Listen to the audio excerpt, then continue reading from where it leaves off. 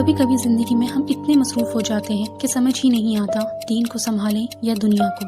نماز کا وقت نکل جاتا ہے اور دل میں گلٹ بیٹھ جاتا ہے۔ آج ہم ایک ایسی لڑکی کی کہانی سنیں گے جو اپنی نئی شادی کے بعد ایسے ہی دو راستے کے بیچ کھڑی تھی۔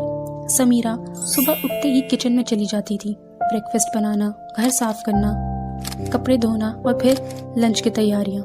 دن ختم ہونے سے پہلے وہ اتنی تھک جاتی تھی کہ صرف ایک ہی سوال اس کے ذہن میں گھومتا: میں اپنی عبادت کا وقت کہاں سے نکالوں؟ اس کا دل چاہتا تھا کہ وہ قرآن پڑھے، نماز میں سکون پائے، لیکن زندگی کے دن اور رات کے بیچ وہ خود کو کھویا ہوا محسوس کرتی تھی۔ ایک دن جب سمیرہ نے رات کے کھانے کے بعد قرآن کھولنا چاہا تو آنکھوں سے آنسو بہہ گئے۔ یا اللہ، اس نے کہا، میں اپنی دین سے دور نہیں ہونا چاہتی، پر مجھے سمجھ نہیں آتا میں دونوں کو کیسے نبھاؤں۔ ایک دن اس کی دوست نے اسے مشورہ دیا کہ وہ ایک اسلامک سائیکولوجسٹ سے بات کرے۔ اگلے ہی دن سمیرہ ایک مسلم سائیکولوجسٹ کے پاس گئی۔ ڈاکٹر نے اس کی بات بڑے سکون سے سنی، پھر مسکراتے ہوئے کہا: سمیرہ، تمہیں صرف اپنی نیت یعنی انٹینشن بدلنی ہے۔ سمیرہ نے حیران ہو کر پوچھا: نیت؟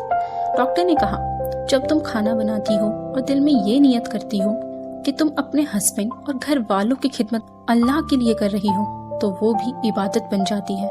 جب تم گھر صاف کرتی ہو اور سوچتی ہو کہ تم اپنا ماحول پاک کر رہی ہو جہاں اللہ کا ذکر ہوتا ہے تو وہ بھی عبادت ہے۔ یعنی ہر کام اگر اللہ کے لیے ہو تو وہ دین بن جاتا ہے۔ اس دن کے بعد سمیرہ کی زندگی بدل گئی۔ اب وہ کوکنگ کرتی تو دل میں سورہ رحمان کا ذکر کرتی، گھر صاف کرتی تو سبحان اللہ کی تسبیح کرتی، اور ہسبینڈ کی خدمت کرتی تو دل سے دعا دیتی: یا اللہ، اس خدمت کو میری عبادت بنا دے۔ اب اسے گلٹ نہیں ہوتا تھا۔